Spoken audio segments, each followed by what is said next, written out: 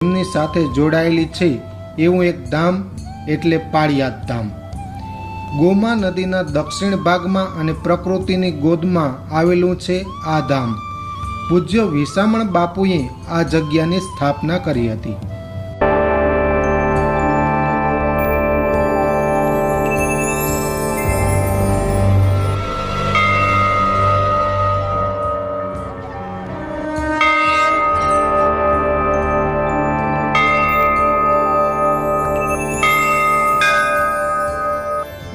આ ધામ બોટાદથી આશરે 15 કિલોમીટર દૂર આવેલું છે. જો કે જસદણથી કે સાયલા બાજુથી જઈએ તો બોટાદથી 15 કિલોમીટર પહેલાં જ આ ધામ આવે છે.